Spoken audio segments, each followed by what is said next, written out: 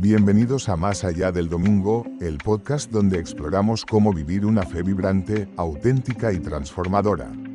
Aquí profundizamos en la palabra de Dios y encontramos inspiración práctica para caminar con Cristo en nuestro día a día. Porque nuestra fe no se limita al domingo. Ahora con ustedes, los pastores, Eder Cavero y Jaime Cortez. Hola, ¿qué tal? Mi nombre es Eder Cavero, pastor de la iglesia Christ Fellowship en español, y estamos aquí de nuevo en Más Allá del Domingo junto con mi hermano. Sí, bienvenidos al primer episodio. Estamos contentos de que ya después de tanta preparación y tanta plática, ¿verdad? Por fin ya estamos aquí en vivo para hacerlo. Y mi nombre es Jaime Cortez, pastor en la iglesia City View en español, y estamos muy emocionados de compartir con ustedes este primer episodio.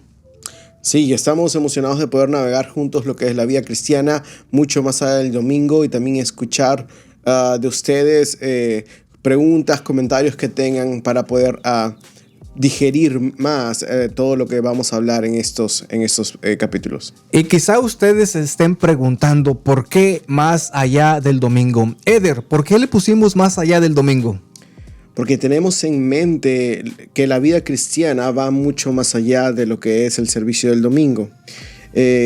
Nosotros tenemos maneras y contextos en los cuales vivimos que son únicos para nosotros, y aunque no somos expertos en cada área que vamos a tocar o de la cual vamos a hablar, quizás podemos tocar temas en los cuales personas piensan que están solos, y queremos crear esta plataforma para que las personas se sientan relacionadas con alguien de que, yo puedo entender eso, a mí me está pasando esto, y apuntarnos a Cristo en lo que navegamos esos temas juntos. Así es.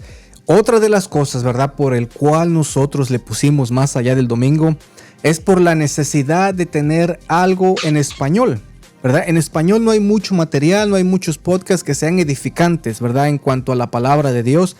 ¿Sabías tú que nosotros a la semana tenemos 168 horas a la semana? ¿Cuántas horas de esas 168, Eder, tú crees que le dedicamos a la palabra de Dios o le dedicamos a Dios? Yo creo que debería más o menos dependiendo. Si le dedicas una hora a la semana, o una hora al día, serían 7 horas a la semana. 7 horas a la semana, ok. Hay unas estadísticas, mis hermanos, de un libro que se llama Sticky Faith. Y este libro habla, y también otro libro que se llama D6 o D6, ¿verdad?, en español. Y este libro habla que dice que el cristiano promedio en los Estados Unidos, eso está hablando de aquí, yo no sé en Latinoamérica o en otros países, pero dice que aquí la persona promedio le dedica 1.6 horas a la semana a lo que es Dios o su religión o su espiritualidad, ¿verdad? ¿Qué nos habla eso? Que hay una carencia, ¿verdad?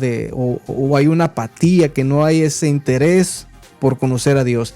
Entonces nosotros queremos proveerte aquí las herramientas para que no tengas más excusas, ¿verdad? Para que lo hagas, para que aumentes esa cifra, que no sea simplemente 1.6 a la semana, sino que sean 2, 3, 4, hasta 5 horas a la semana. ¿Por qué no?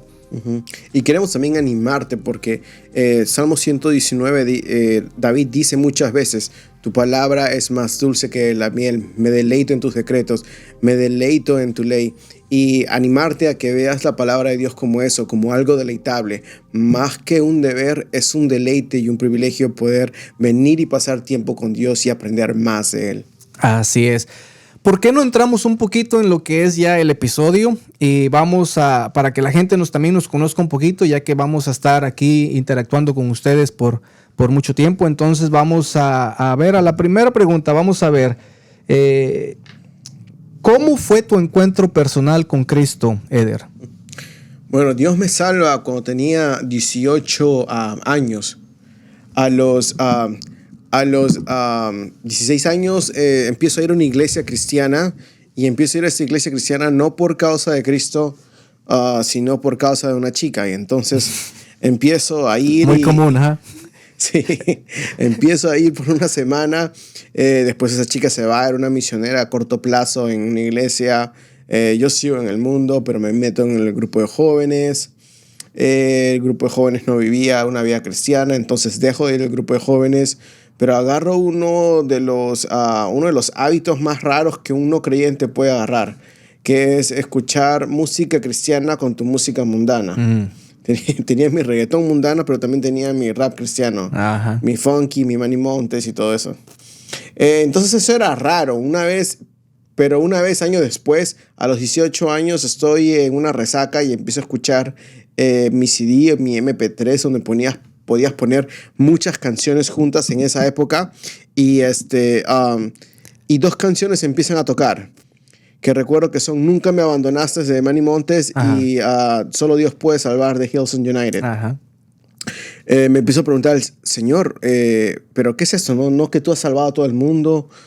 ¿No que tú has muerto por todo el mundo y que todos son tus hijos? Tenía un pensamiento más universalista. Uh-huh.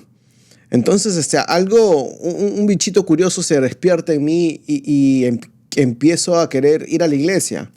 Le digo a uno de mis amigos, entonces, por favor, llévame a la iglesia.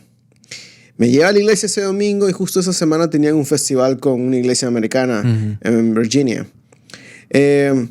Cuando hay ese festival, veo muchos jóvenes sirviendo a Dios, dando su vida por Dios, y una de las preguntas que venía a mi mente sería, ¿por qué yo no? Uh-huh. Y eso era raro, porque mi vida la semana anterior, antes de eso, era fiestas, flojera, cosas del mundo. Pero recuerdo que al final de esa semana yo empiezo a hablar con el pastor de jóvenes. Y el pastor de jóvenes me comparte el evangelio claramente. Y al final del evangelio, cuando me comparte acerca de Dios, de mi pecado y de la obra única de Cristo en la cruz, en la cual solo podemos ser salvos, me dice al final, Eder, ahora, si tú quieres poner tu confianza en Cristo, anda, regresa a tu casa y pide al Señor que te salve. Y yo le pregunto, ¿cómo voy a saber que me ha salvado? No, tú vas a saber. Uh-huh. Yo digo, pero esto no me ayuda en nada a mí. Yo regreso, pero justo ese mismo día tenía 2 fiestas, porque mi vida era eso. Mi vida era fiestas, mi vida era salir. Eras fiestero. Muy, muy fiestero. Y ese día voy primero a mi reunión de promoción y no puedo estar ahí por media hora ni por 40 minutos. Lo que era mi vida se volvió algo raro ese día. Algo en mi conciencia me decía, sal de ahí. Entonces salí de ahí yo. Después tenía otra fiesta que era el cumpleaños de un amigo que creció conmigo. Y de nuevo, no podía estar ahí más de 30 o 40 minutos. Y eso estaba a una cuadra en mi casa. Llego a mi casa, me baño, me cambio, me echo a la cama y la presentación del evangelio que el pastor compartió conmigo empieza a verse de nuevo en mi mente como si estuviera viendo televisión, o como si fuera algo fresco. Y yo recuerdo que después de eso yo le pido al Señor que me salve. Fue un 25 de julio del 2007 cuando Dios me salvó. Tenía 18 años. 18 años. Uh-huh. Wow. Y ahora, hermano, por favor, cuéntanos tu historia. Bueno, yo no era tan fiestero como tú, ¿verdad? Yo no era tan fiestero, pero también tenía mis cosas, ¿verdad? Por ejemplo, mi historia comienza... yo vivía en México. Entonces a los 15 años mis padres emigran a los Estados Unidos. A los 15 años mi papá, él ya iba a la iglesia aquí. Él ya estaba en la iglesia bautista, cristiana. Y él había entregado su vida a Cristo. Mi papá era una persona del mundo. Él hizo muchas cosas que no debía, pero gracias a Dios y al evangelio pudo transformar su vida. Entonces él, como él ya era cristiano, él nos comienza a llevar a la iglesia a nosotros cuando nosotros llegamos a Estados Unidos en el 99.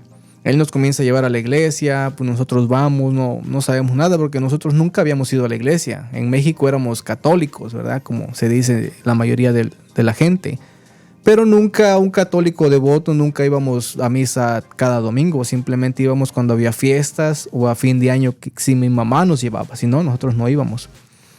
Entonces cuando llegamos aquí, él nos comienza a llevar a la iglesia y empiezas tú a escuchar el evangelio, pero todo te parece como que te hablaban en chino porque tú no conoces nada, ¿verdad? Tú no tienes un concepto de lo que es la gracia, de lo que era el perdón, de lo que es el pecado. Sí sabes que haces cosas malas, pero nunca nadie me había dicho a mí que todo eso era malo e iba en contra de Dios.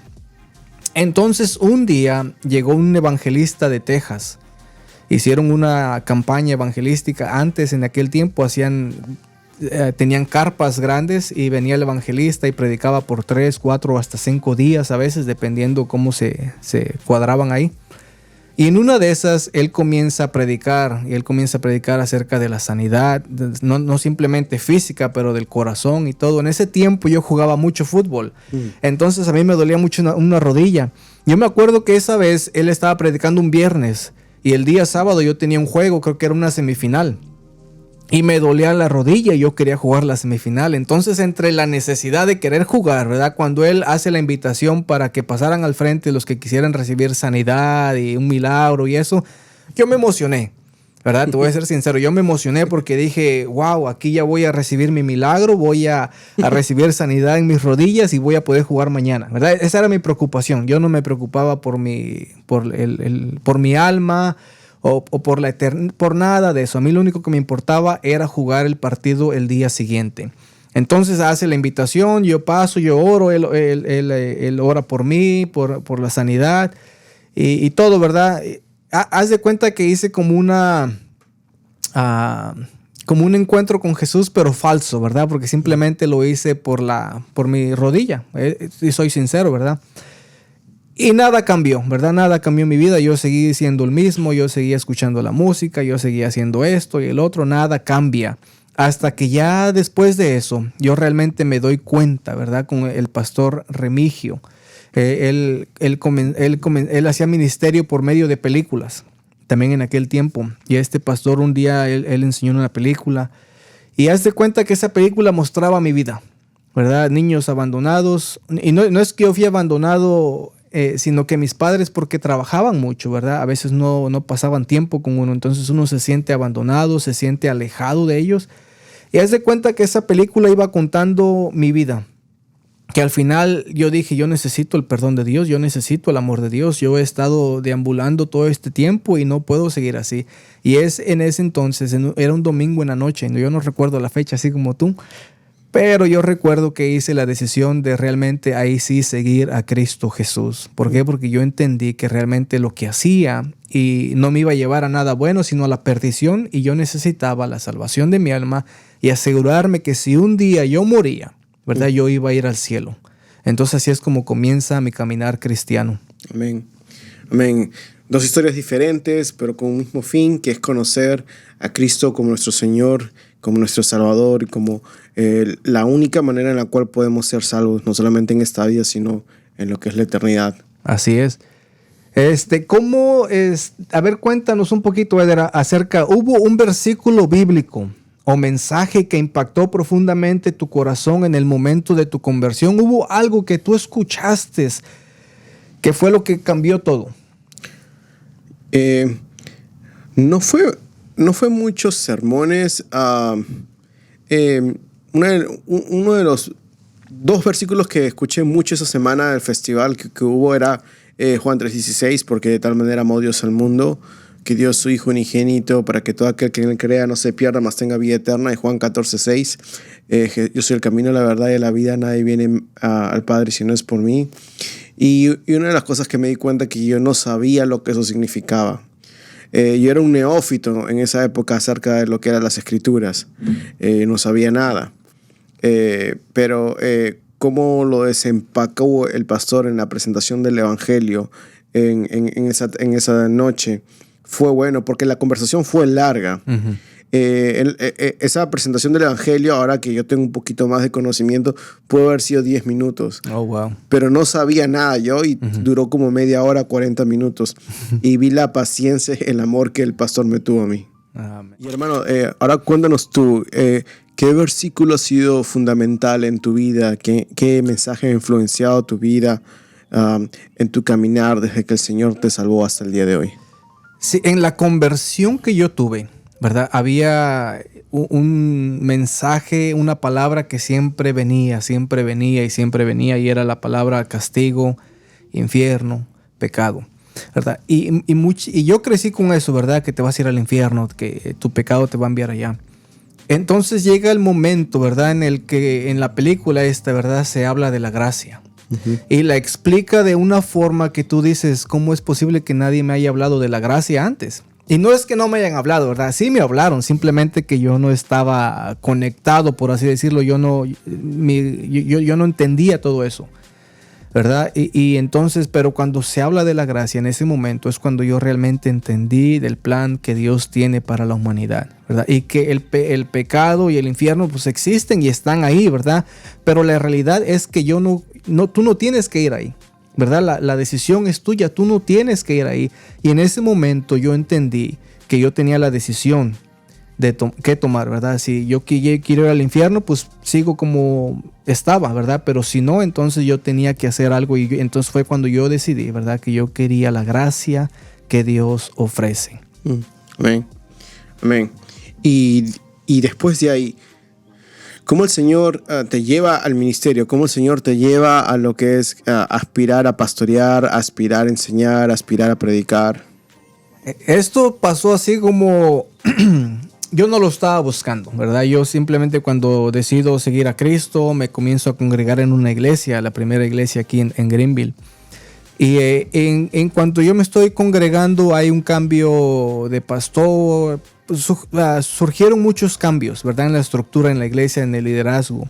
El pastor por problemas de salud tuvo que dejar la iglesia. Y entonces en ese tiempo yo recuerdo llegué un domingo temprano a la escuela dominical y no había maestro. Y entonces todos se miraban así el uno al otro y decían, ¿y ahora qué? ¿Quién va a enseñar? ¿Verdad? No había pastor, había alguien que venía y predicaba y no había maestro. Entonces ya, no sé, como algo en mí me dijo, pues enseña.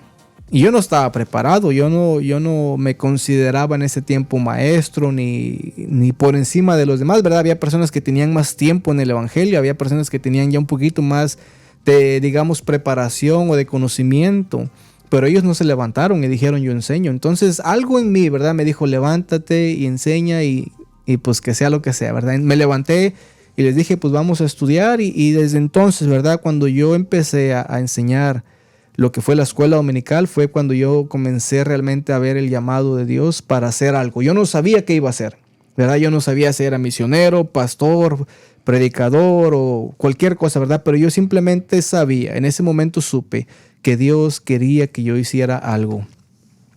¿Y qué de ti, mi hermano? ¿Cómo fue? Bueno, para mí fue algo bien fuera de lo común cuando... que es bien relacionado con mi conversión. Antes de ser cristiano yo odiaba el inglés, odiaba leer y después de que Dios me salva empiezo a tener curiosidad acerca de leer autores cristianos y muchos de los autores que predicaban sana doctrina estaban en inglés, entonces empiezo a aprender inglés. El Señor me lleva a traducir a viajes misioneros. En los viajes misioneros las personas me dan oportunidades para poder enseñar la palabra. Y uno de los comentarios que los hermanos tenían era que siempre aprendían o que las personas les gustaba cómo enseñaba. Entonces empecé a prepararme. Vine aquí a Greenville en el 2013 al 2015 a un instituto bíblico por 2 años. Regresé a Perú y empecé a hacer lo que es prédica. Empecé también a lo que son hacer estudios bíblicos. El Señor me llevó en su gracia y su misericordia a un par de internados pastorales para poder aprender más acerca de las estructuras de la iglesia. Pero es así como el Señor me lleva al ministerio a través de oportunidades, a través de abrir las puertas, a través de personas. Y para ser honesto, no todo lo he hecho bien. Yo siempre le digo al Señor, quizás ha obrado a pesar de quién soy. Y eso es un buen recordatorio para mí, pero es así como el Señor me abrió las puertas al ministerio.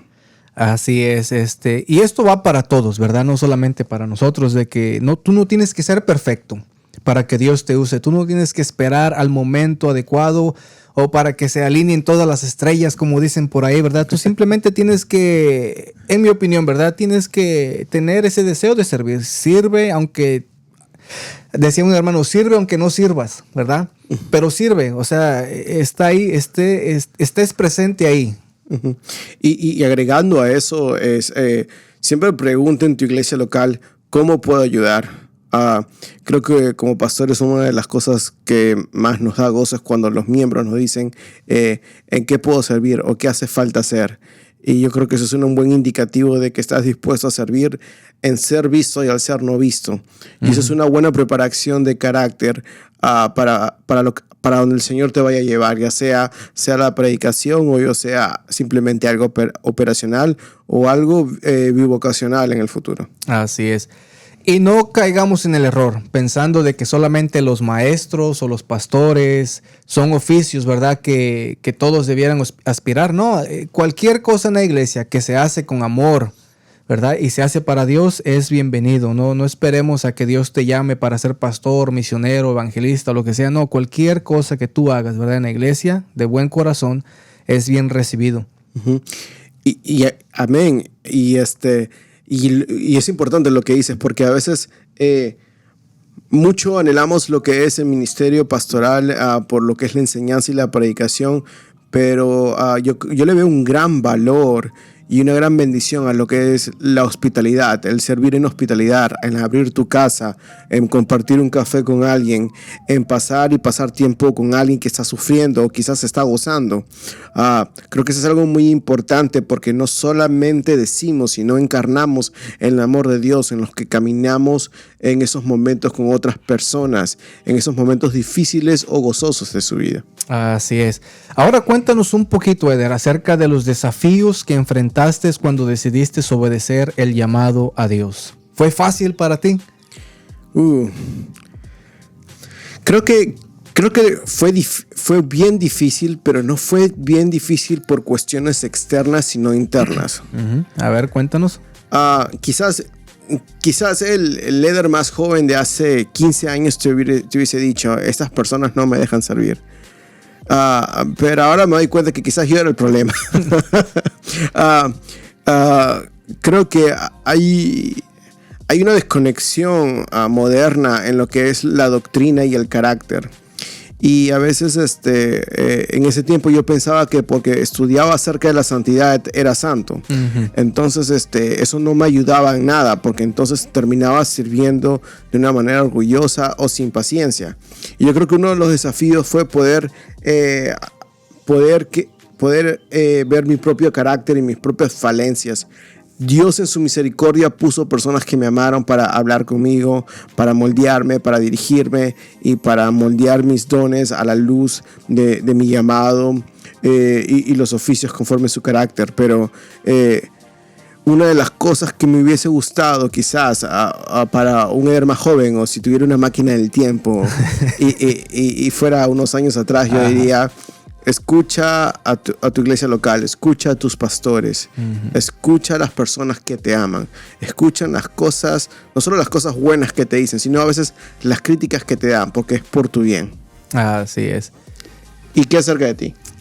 Bueno, desafíos yo creo que yo mismo me los fui creando, ¿verdad? Por ejemplo, cuando yo decido obedecer el llamado de servir a Dios, yo me voy de aquí de Greenville. Yo vivía aquí en Greenville y en el 2006 me voy para Texas para estudiar en la universidad, para prepararme, para seguir los estudios, ¿verdad? Pero cuando llego yo allá, ¿verdad? El simple hecho de que yo ya estaba en la universidad, yo creía que ya estaba yo por encima de los demás, ¿verdad? Yo decía, no, yo ya debo predicar en una iglesia de 100, 200, 300 personas, yo ya tengo que andar haciendo esto y... ¿Me entiendes, verdad? O sea, como que se me subió el ego, ¿verdad? De decir, que yo ya estoy estudiando, entonces yo necesito hacer esto. El desafío, te digo, me lo puse yo mismo, ¿verdad? Porque yo creía eso.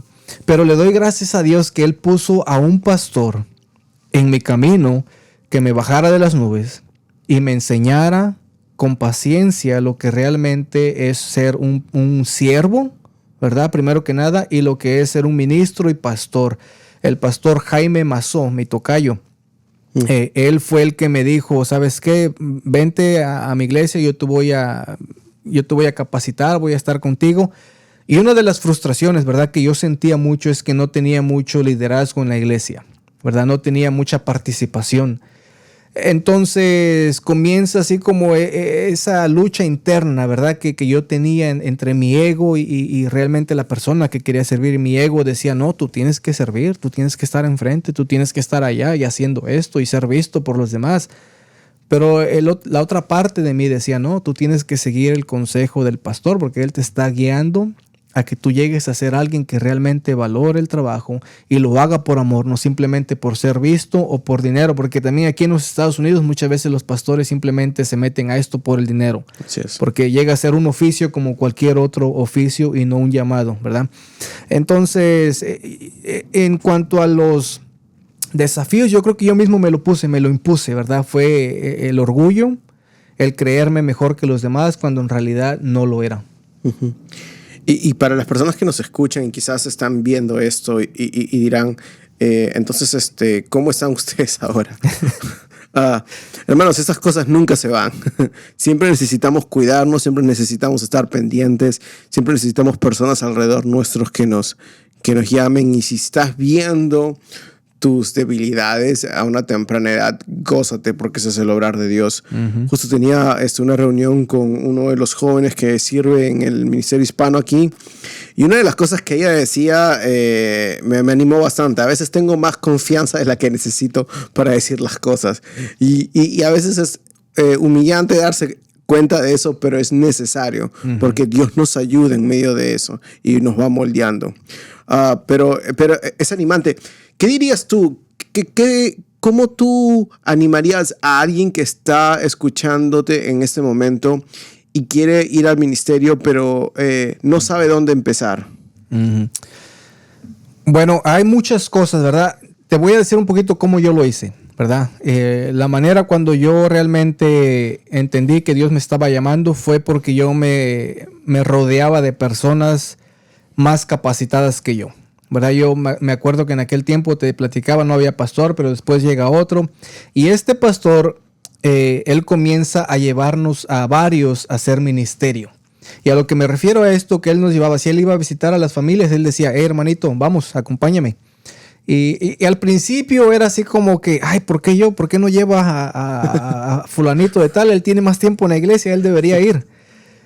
Pero el hacerlo, ¿verdad? Me fue abriendo los ojos a mí. Cuando yo iba con él y íbamos a las trailas y él comenzaba a orar por las personas y las personas se entregaban a Cristo, yo decía, yo quiero hacer eso. Sí. ¿Verdad? Entonces, número uno es rodearte de personas que realmente amen a Cristo, que realmente amen el evangelio, que amen compartir con las personas el amor de Cristo, porque de eso se trata, ¿verdad? De compartir con ellos las buenas nuevas. No se trata de ser visto, mira lo que yo hago, no, se trata de compartir a Cristo crucificado y que las personas vengan al arrepentimiento. Bueno, uno, rodearte de personas así, ¿verdad? Después, esta persona, él me dice, ¿sabes qué? Yo veo que tú tienes la capacidad de hacer algo más. ¿Por qué no buscas algo más? Y entonces es cuando Gregorio Summers, él también él comienza a preguntar y él encuentra, yo no sé si él se acuerda de esta historia, ¿verdad? Pero yo la tengo bien grabada en mi mente. Él comienza a buscar una universidad, encuentra la universidad y nosotros vamos. ¿Por qué? Porque por lo mismo, ¿verdad? De que las personas que Dios pone para rodearte, ¿verdad? Son las mismas personas que te impulsan a ser mejor que ellos. Y eso tiene que ver mucho con quién tú te rodeas. Porque la realidad es que no todos te desean el bien. Exacto. ¿Verdad? No todas las personas desean que Eder sea próspero, que su iglesia salga a relucir o crezca, ¿verdad? No todos quieren el bien para los demás. Pero cuando tú realmente encuentres esa persona, ¿verdad? Que te desea el bien, que quiere que tú salgas adelante, incluso si ellos se quedan donde están, esas son las personas con las que tú tienes que rodearte y abrazarlos y seguir con ellos, porque ellos son los que te van a seguir apoyando hasta que tú llegues y logres las metas o los objetivos que Dios tenía para ti. Entonces, mi consejo es para el que está escuchando, rodéate de personas que realmente te deseen el bien, porque no todos lo hacen, no todos te desean el bien. Entonces, rodéate de personas que amen a Dios, que deseen compartir el evangelio y más que nada te amen por quien tú eres. Uh-huh. Y algo que yo agregaría a eso sería dos cosas. Una, habla con tu pastor, habla con tus líderes y navega ese deseo con ellos. Porque a veces una de las cosas que las tendencias que hay hoy en día es tengo un deseo de querer ser pastor o misionero, entonces voy a una conferencia o escucho un sermón en YouTube y hago lo que yo quiera y al final me voy terminando haciendo cosas que dañan más a las personas. Yo creo que necesitamos lo que es la guía, el amor y también el cincel formativo de lo que es nuestra iglesia local. Entonces, hablar con tu pastor, dile tu deseo, quiero hacer esto, pero no sé dónde empezar, ayúdame cómo. Y lo segundo es de que mientras que Dios permite que tengas más autoridad, delega autoridad. Una de las cosas más difíciles acerca del liderazgo es ser enseñable y también someterte al liderazgo de otros. Y una de las cosas que ayuda bastante es eso, delegar autoridad. No tienes que hacerlo todo. Hay personas que van a ser buenos en cosas en las cuales son necesarias para la iglesia local y Dios te las va a dar como un regalo. Anímalas, exáltalas, delégale la responsabilidad a ellos porque el Señor también los está utilizando como te está utilizando a ti. Así es. Algo que mencionaste es que me parece interesante, ¿verdad? Es las redes sociales. Muchas de las personas se la pasan viendo redes sociales, ¿verdad? Las redes sociales son buenas, pero también son malas, ¿verdad? ¿Por qué? Porque tú puedes ver cualquier cosa y muchas veces no tienen los filtros, ¿verdad? Para desechar lo que es edificante y lo que no. Cualquier persona puede abrir un canal, puede abrir una página y poner lo que sea.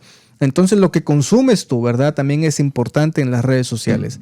Como dices tú, por eso es importante consultar con tu pastor, por eso tenemos los pastores, por eso hay líderes en las iglesias por los cuales tú debes de consultar. El problema es que muchas veces las personas prefieren consultar a fulanito de tal porque tiene tantos seguidores en TikTok o en otras plataformas y mejor lo escucho a él porque él tiene miles de seguidores, ¿verdad? En vez de consultar a tu pastor, que es el que está contigo siempre, él te mira, él te visita cuando estás enfermo, cualquier cosa, ¿verdad? Entonces él conoce mucho de ti también. Sí, una de las cosas que me parecía curiosa hace unos años, no voy a decir el nombre, pero un pastor famoso se enfermó y una organización externa hizo, digamos, una recaudación de fondos. Y al final de la recaudación de fondos se reunió como $200,000 más de lo que esto necesitaba.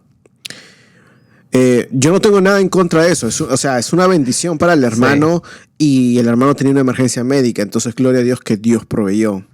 Pero yo me ponía a pensar, ¿cuántas de esas personas que invertirían en un pastor famoso invertirían en su pastor local? O sea, ya le estás dando ahí a las personas donde les duele. Bueno, un poco porque yo era uno de esos también. ¿Cuántas veces preferimos ser conectados de que yo escucho o yo doné o yo apoyo el ministerio de tal persona en vez de decir yo apoyo al pastor de mi iglesia local?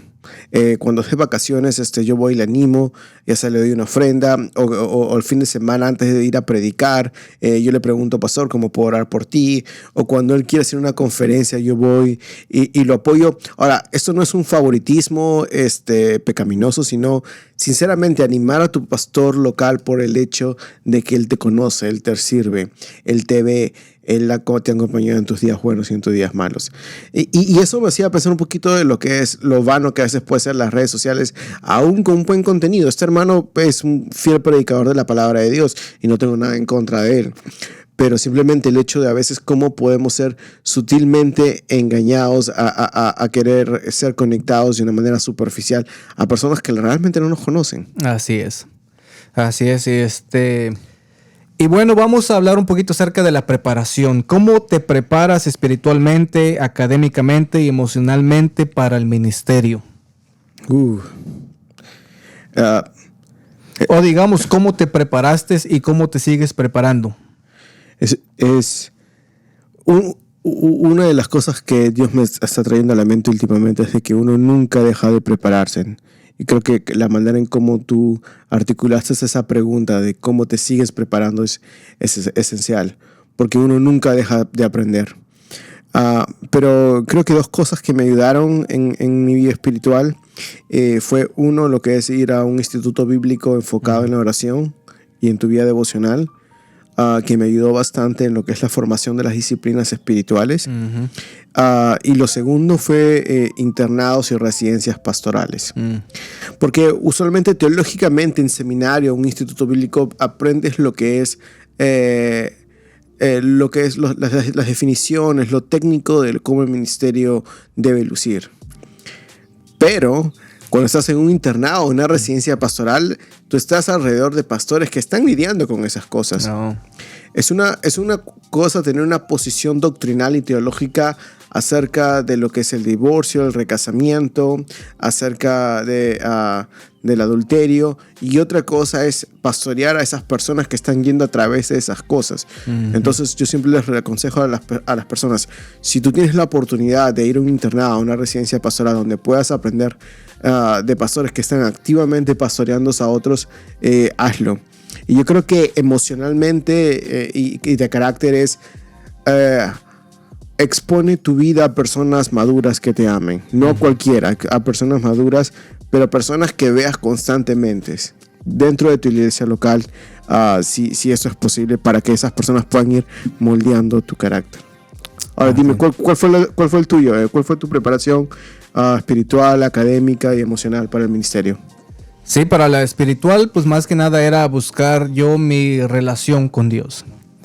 Yo caí en el error de pensar que porque ya yo estudiaba, que porque yo ya era maestro de escuela dominical, ya no necesitaba yo pasar tiempo a solas con Dios, o quizá ayunar, o hacer ciertas prácticas, ¿verdad?, espirituales. Entonces, mi vida ha sido así como una montaña rusa, ¿verdad?, en la que, aquí ya estoy bien, y pienso que ya estoy bien, y de repente, ¡boom!, te baja, ¿verdad? Entonces, me ha tocado, ¿verdad?, reexaminar mi vida. Me reúno con pastores, amigos míos que todavía tengo, y hablamos a veces, una vez por mes, a veces, o 2 veces, dependiendo las necesidades. Y entre ambos nos apoyamos, oramos los unos por los otros. Y eso me ha ayudado a mí, ¿verdad? Tener personas que todavía puedo yo confiar en ellos. Emocional, académicamente, pues sigo preparándome, ¿verdad? Terminé mis estudios, pero eso no quiere decir que ya se terminó el crecimiento, ¿verdad? Alguien por ahí decía que el día que tú dejas de crecer es el día que te mueres, ¿verdad?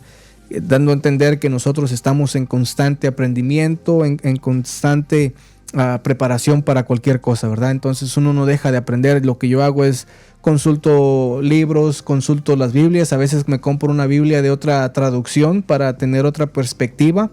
Y como pastor, pues yo tengo que estar también constantemente refrescando el mensaje, ¿verdad? Porque muchas veces llega también uno a decir, ¿y ahora qué predico? ¿Verdad? Les predico el pecado, pues ya les prediqué el pecado tanto tiempo, ¿verdad? Entonces también uno tiene que estar en constante aprendizaje para poder ministrar a las personas. Y emocionalmente lo mismo, tengo un grupo de amigos, mi esposa también me ayuda mucho en esto.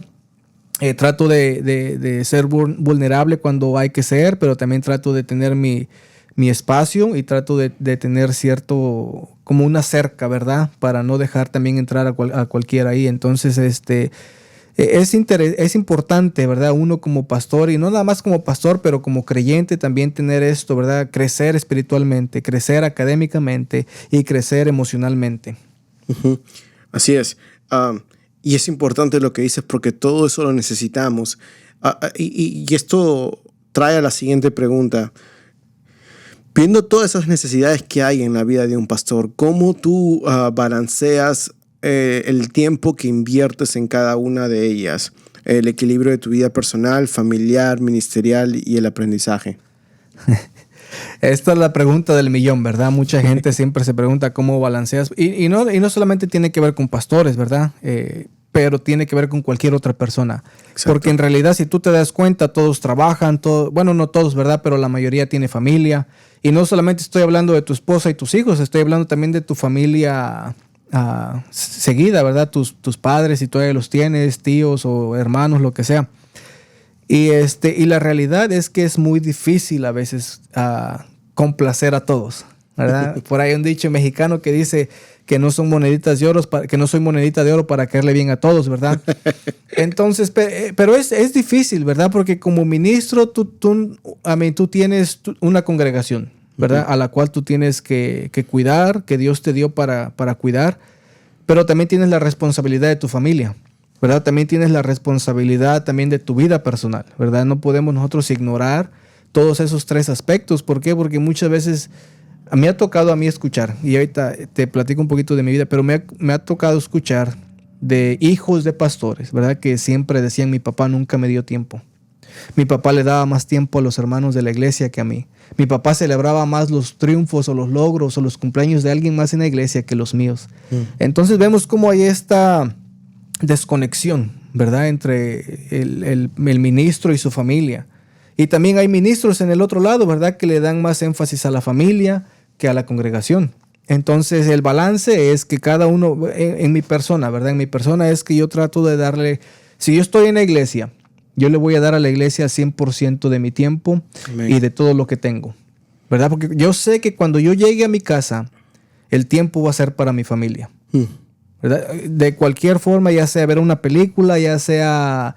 Y ese es el tiempo en el que yo no estoy en el teléfono revisando correos o respondiendo a mensajes que me manda la congregación, al menos que sean graves, ¿verdad? Por ejemplo, si me dicen alguien está en el hospital muy grave, entonces sí, ¿verdad? Pero si no hay nada así, yo le dedico el tiempo a mi familia.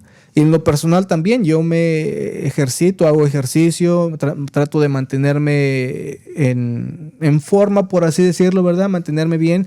¿Por qué? Porque yo reconozco que hay muchos aspectos, ¿verdad? Que todos tenemos que trabajar. En este caso, el balance es, tú dedícale el tiempo a lo que tú estés en mi persona, ¿verdad? Si estoy en la iglesia, este tiempo va a ser para la iglesia. Si estoy con mi familia, el tiempo va a ser con mi familia. Y en lo personal, yo también me tomo mi tiempo donde no le contesto a nadie, ¿verdad? Si estoy ya sea corriendo o haciendo ejercicio, yo no contesto a nadie y voy temprano. Entonces temprano no hay nadie que esté despierto, ¿verdad? Entonces así es como trato yo de balancear todo, para variar todas estas cosas, ¿verdad? ¿Y qué hay de ti? Una de las cosas que a mí me ha ayudado bastante es, bueno, déjame dar un trasfondo. Muchas personas me han descrito como el comercial o el conejito de Duracell que puede ir andando y tocando por siempre. Entonces me gusta hacer cosas, hacer bien activo en las cosas que hago, pero no necesito hacer todo. Y las personas que están alrededor mío, los pastores y el hermano con el que estoy coliderando el ministerio hispano, siempre hablan a mi vida diciéndome, Eder, estás descansando, estás teniendo un tiempo libre, porque estás respondiendo correos domingos a las 4 de la tarde. Entonces, una de las cosas es escuchar de otros. Segundo, tomar tiempos intencionales de descanso. Que es el péndulo en que yo necesito ir porque el sobretrabajo es mi extremo, en el cual yo gravito. Entonces siempre tener tiempos intencionales de descanso, días de descanso donde yo puedo descansar. Mi descanso para mí es leer un libro, cocinar o hacer algo, pero de relajación que no tenga mucho estrés. Y eso me ayuda bastante. Balancear, creo que el Señor me está dando flexibilidad en lo que es el balanceo, y como le dije hace un momento, me ha puesto personas alrededor que pueden hacer cosas que yo a veces hago y ellos la pueden hacer mejor. Entonces no necesito hacer todo, no necesito controlar lo que hacen, puedo confiar en ellos. Entonces esas personas siempre reportan conmigo simplemente para saber, pero en lo general doy gracias a Dios por su iglesia que ha levantado a personas que pueden hacer eso, y eso me ayuda a poner mi tiempo en otras cosas, como por ejemplo la preparación del sermón, o el visitar, llamar y discipular a otros. Una de las claves que tú dijiste ahí es saber delegar, ¿verdad? Y antes también lo habías mencionado, cómo delegar. Yo creo que eso el contexto hispano a veces es un poquito difícil, ¿verdad? Por ejemplo, en el contexto americano es un poquito más fácil porque la iglesia americana tiene para pagarle al pastor de jóvenes, al pastor de niños, al pastor de misiones, al pastor principal y al conserje y alguien más, ¿verdad? Entonces el pastor no tiene que hacer todo. Exacto. En el contexto hispano a veces es un poquito difícil porque no tenemos los fondos necesarios para pagarle incluso a veces no hay ni para pagarle al pastor, ¿verdad? Mucho menos va a haber para pagarle a alguien más, ¿verdad? Y eso muchas veces ha llevado a que las personas a veces no se ofrezcan para ayudar. Entonces también el pastor tiene a veces culpa porque no delega, no pregunta, no no hace ver claro la necesidad que hay en la iglesia, ¿verdad? Entonces, ¿a qué lleva eso? A que él haga todo, ¿verdad? Entonces no se puede. Lo vas a poder hacer, sí, por un mes, quizá 2 meses, pero no lo puedes hacer por 1, 2, 3 años, porque al final, ¿qué va a pasar? Te puedes cansar. Te cansas del ajetreo, ¿verdad? En inglés se dice burnout, te quemas, ¿verdad? Entonces, como pastores hispanos, ¿verdad? A veces yo sé que no es fácil confiar en las personas. Yo sé que a veces no queremos simplemente delegar y darle trabajo a fulanito o a sutanito, pero a veces es importante hacerlo. También tomando en cuenta que cada uno en la iglesia tiene un don, ¿verdad? Y ese don es para la edificación de todos. Entonces tratar también de encontrar esas personas en las que tú puedas confiar y empezar a delegar, porque si no, tu vida nunca va a encontrar ese equilibrio, ¿verdad? Uh-huh. Si somos sinceros, o sea, la vida del pastor o ministro nunca va a encontrar el equilibrio si tú te mantienes haciéndolo todo. Sí, Primera de Corintios 12 y Efesios 4 habla mucho acerca de los diferentes dones, pero también de los regalos que Dios le da a la iglesia. Exacto. En personas que tienen diferentes dones, diferentes talentos. Entonces, una de las cosas que nos mentalizamos es de que cuando Dios pone personas constantes que están involucradas en la iglesia, que están comprometidas en la iglesia local, con dones específicos, que son necesarios para aliviar nuestra carga pastoral, yo creo que ese es un regalo de Dios diciendo: yo te escucho, yo te veo, yo estoy contigo en este ministerio. Entonces, reconocer eso es también reconocer la soberanía de Dios en nuestras vidas y su cuidado en nuestra iglesia local. Y yo creo que lo que tú dices es muy importante, poder aprender eso, poder empezar a crear estructuras donde nosotros nos desconectemos más, simplemente saber, no monitorear de cómo las iglesias están sirviendo unos a otros. Así es. Y bueno, pues ya hemos llegado al final del primer episodio. Amén. Estamos muy felices, ¿verdad?, de compartir esto con ustedes. Espero que esto les sea de bendición para su vida. Si tienen sugerencias, como Eder ya lo mencionó, tenemos ahora el email que es masalladeldomingopodcast@gmail.com. Ahí pueden ustedes enviar sus comentarios, sugerencias para otro episodio en el futuro. ¿Algo más, Eder, que quieras compartir? Y si estás por Greenville, Carolina del Sur, tienes iglesias que visitar, City View en español y el Ministerio Hispano en Christ Fellowship. Ven, si estás por el área, visítanos, contáctanos, vamos a tomar un cafecito, un almuerzo para poder conocerte. Y también ora por las iglesias alrededor tuyo y alrededor de nosotros, porque esto es acerca del reino, esto es acerca de ver más personas venir a Cristo más que a nuestras iglesias. Así es, y bueno, los esperamos el próximo mes, ¿verdad? Vamos a tener otro episodio y vamos a tratar de poner uno cada mes por ahora. Vamos a hacer esta prueba, a ver qué tal funciona. El próximo mes no te vas a querer perder el episodio, va a estar buenísimo, va a estar muy buenísimo. Eder va a traer una colección de cosas que no te lo vas a querer perder. Sí, amén. Así que no te lo quieres perder. No podemos decir el título todavía. Todavía no lo decimos, para que se queden ahí. Pero tú vas a traer muchas sorpresas. Amén. E incluso es más, hasta quizá podemos regalar algo de esas. Bueno, no de esas sorpresas, pero algo parecido a esas sorpresas. Así es. Bueno, mis hermanos, que tengan un lindo día y bendiciones. Bendiciones.